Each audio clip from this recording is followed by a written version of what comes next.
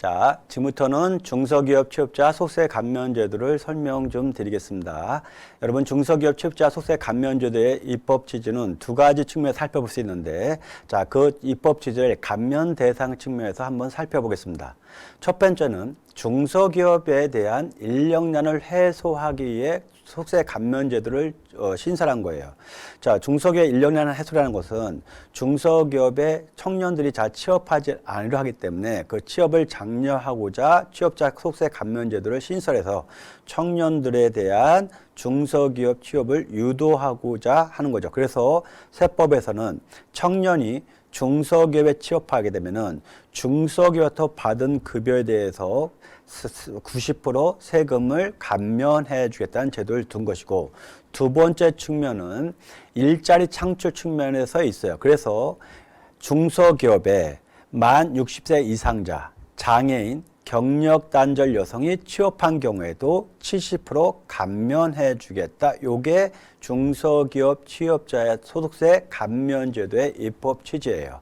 그럼 이제 세법 내용을 들어가서 먼저 감면 대상자의 청년은 만 34세 이하를 말하는데, 주 2번을 잠깐 볼게요. 만 34세 이하의 청년의 경우에는 근로계약 체결 현재, 즉 입사 시점의 나이가 34세 이하인 경우를 말하는데, 만약에 청년이 남자에서 만약에 군대를 갔다면은 바로 근로계약 체결 현재 나이에서 병역 이행기간을 빼고 나이를 계산한다, 이렇게 규정되어 있어요. 이 말은, 자, 우리 회사에 처음으로 입사한 직원이 만약에 입사 시점에 만 35세인 경우라 가정하면은, 만 35세면은 3살 이하 청년의 범위에 해당되지 않죠. 그렇지만 그 분께서 군대를 갔다 오셨다면은 군대 기간, 즉 군대 기간이 만약에 2년이라 가정하면은 35세에서 2년을 뺀다, 이런 말 드려요. 그럼 35세에서 2년을 빼게 되면은 33세가 되겠죠. 그래서 34세 이하란 나이 요건을 충족한 걸로 보겠다. 요게 바로 병역 이행 기간을 빼고 나이를 계산한다, 이런 말이 되고요. 바로 34세 이하의 청년이 중소기업에 취업한 경우에는 취업일로부터 5년이 되는 날이 속한 달까지 받은 급여에 대해서 발생하는 세금의 90%를 감면해 주겠다. 요게 청년에 대한 중소기업 취업자 소득세 감면인데, 자, 감면 기간을 살펴봤을 때 취업일로부터 5년이 되는 날이 속하는 달까지를 감면기간이라 부르는데, 여기서 우리가 하나 주의할 점은 여러분이 다 아시는 것처럼 어떤 걸 주의해야 되냐. 우리 회사에 취업한 청년이 만약에 이전에 다른 중소기업을 다니면서 계속 감면을 받아왔다면은 요 취업일부터 5년이 되는 날까지의 감면기간을 어떻게 판단을 했을 때 이 직원이 우리 회사에 입사 시점을 판단하는 것이 아니고, 최초로 중소기업에 입사해서 감면을 받은 시점부터 5년을 따져요. 그래서 전 직장에서 이미 5년이라는 감면을 다 받았다면은 비록 우리 회사에 입사 시점에 만 34세 이하에 해당되더라도 이미 감면 기간이 지났기 때문에 더 이상 감면을 받을 수가 없다, 이렇게 좀 이해하시면 될 것 같고요. 그 다음 청년 이해자의 경우에 만 60세 이상자, 장애인, 경력 단절 여성의 경우에는 청년은 5년 동안 감면을 적용해 주지만 이분들은 취업일부터 3년 동안만 감면을 적용해 준다. 즉 감면 기간이 다르고, 두 번째, 청년과 비교해서 감면세의 비율이 다른데, 청년의 경우에는 매년 받은 급여에서 발생한 근로소득세의 90%를 감면해 주지만 청년 이해자의 경우엔 만 60세 이상자, 장애인, 경력 단절 여성은 그 근로소득세의 70% 곱한 금액만 감면해 준다. 이렇게 좀 다르다 이해하시면 될 것 같고요. 다음은, 자, 여기서 올해 개정된 내용을 잠깐 볼게요.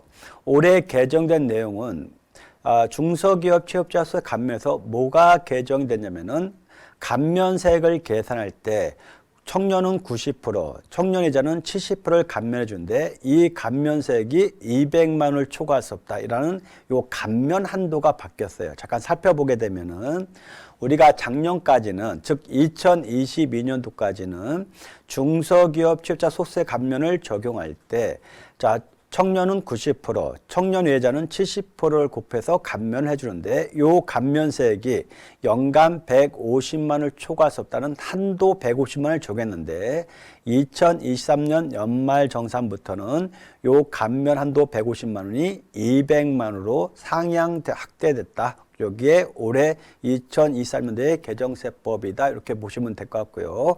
자, 이제 여러분 우리가 중소기업 취업자 소득세 감면 제도의 내용을 잠깐 살펴봤고요. 지금 타임부터는 중소기업 취업자 소득세 감면 내용을 잠깐 들어가겠습니다. 교재는 495페이지를 잠깐 펴보시고요. 먼저 여러분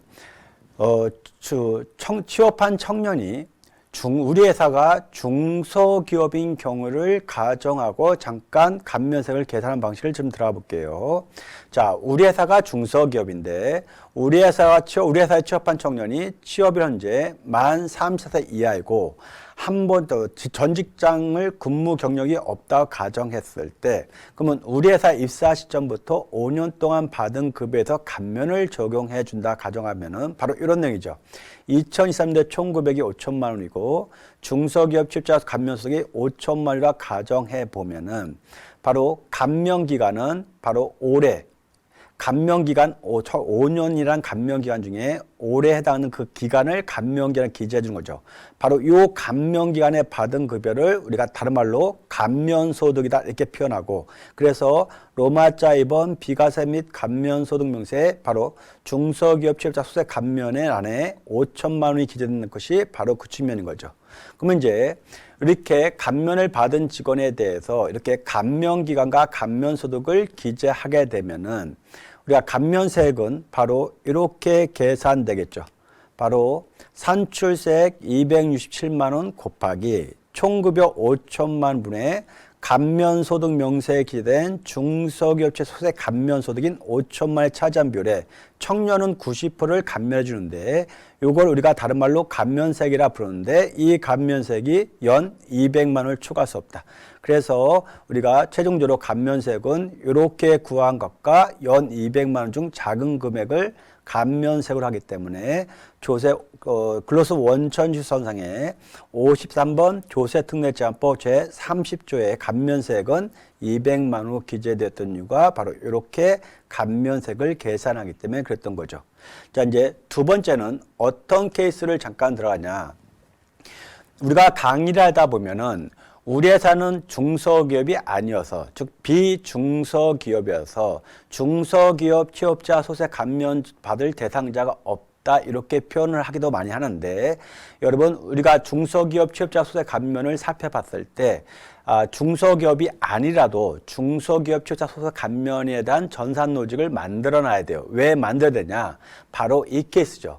우리 회사에 연도 중에 우리 회사에 이직한 직원이 있는데 즉 재취업한 직원이 있는데 이 직원이 전 직장에 다녔던 그 회사가 중소기업이었다면은 전 직장에서 중소기업 취업자 소득세 감면을 받을 수 있었기 때문에 그랬던 거죠. 그러면 이제 여러분 바로 이 사례를 잠깐 이제 다시 한번 리뷰 좀 하겠습니다. 중소기업에서 비중소기업으로 이직한 경우에 중소기업 취업자 소득세 감면을 잠깐 좀 살펴볼게요. 자, 이제 여러분 연말정산을 같이 한번 해볼게요. 전 직장에 다니다가 우리 회사에 연도 중에 이직한 직원의 경우에 우리가 연말정산을 해주는 방법은 이렇게 해주시죠. 연말정산 시점에 전 직장으로부터 근로소득 원천징수증을 발급받아서 우리한테 제출해달라.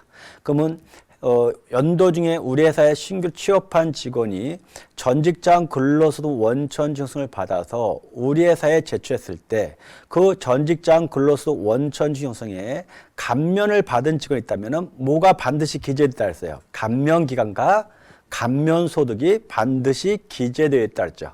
바로 우리가 이걸 가지고 전 직장에서 감면을 받았냐 안 받았냐를 파악할 수 있었던 거죠. 그러면 여러분 요 사례를 잠깐 볼게요. 전 직장 근로소 원천서를 봤더니 감면기간과 감면소득이 기재되어 있죠. 그러면은 바로 이거를 우리가 어떻게 해줘요? 합산 신고를 해준다 이렇게 표현하죠. 그래서 전 직장에 받은 근로소 원청의 내용을 그대로 우리 회사의 근로소 원청에 종종 근무자에 입력해줘요. 그러면 당연히 감면기간도 당연히 기재를 해줘야 되겠죠. 또한 감면소득도 기재되겠죠. 그래서 우리 회사가 지급한 중소기업이 아닌 우리 회사가 지급한 총급여 1,250만 원과 전 직장에서 받은 즉 중소기업인 A기업에서 받은 3,750만 원을 더한 토탈 5천만 원 갖고 연말정산을 수행해 줘야 되는데 이 5천만 원 중에 감면소득이 존재했죠. 바로 전 직장에서 받은 3,750만 원이 감면소득이었죠. 그래서 비록 우리 회사는 중소기업이 아니지만 연말정산을 합산 신고를 해줘야 되기 때문에 바로 중소기업 취업자 소득세 감면세액을 계산해 준다는 소리죠. 그러면은 바로 5천만 원에 대한 세금 산출세액이 267만 원이라 가정하면은 산출세액 267만 원 곱하기 우리 회사 지급한 급여와 전 직장에서 받은 급여를 다 더한 금액이 5천만 원이죠. 이 5천만 원 총급여분에 전 직장의 감면소득인 3,750만 원의 차지한 비율의 90% 곱한 금액을 뭘로 해줘야 된다?